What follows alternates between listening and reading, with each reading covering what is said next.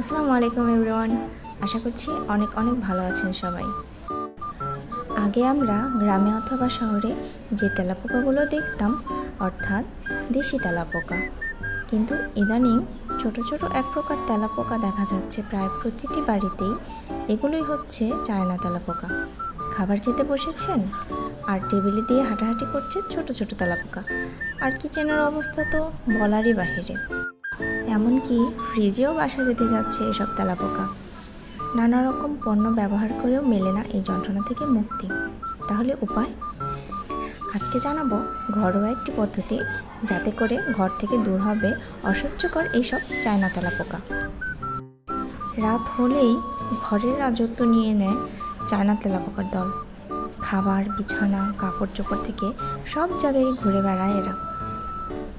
ঘরোয়া উপায়ে তেলাপোকা মারার অন্যতম সহজ পন্থা হচ্ছে বোরিক অ্যাসিড।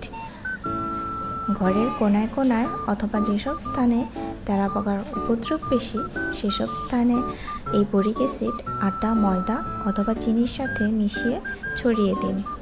এই পাউডারের সংস্পর্শে এলেই মারা পড়বে এই তেলাপোকাগুলো। আমি রাতে ঘুমানোর আগে এটা দিয়ে দিচ্ছি, আর সকাল হলেই রেজাল্টটা দেখা যাবে।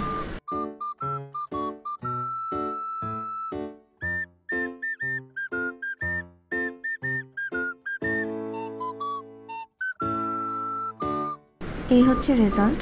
আমি প্রমাণসহ দেখিয়ে দিলাম এটা কতখানি কার্যকর। আমি প্রতিদিনই এটা অ্যাপ্লাই করছি, আর আমাদের বাসার তেলাপোকাও অনেকটাই কমে এসেছে। আমার বিশ্বাস, রেগুলার এই পদ্ধতি অ্যাপ্লাই করলে তেলাপোকা আর একটাও থাকবে না। আপনারাও ট্রাই করে দেখুন, অবশ্যই কাজে দেবে। আজ এই ছিল আমার আজকের ভিডিও। আশা করছি সবার ভালো লেগেছে।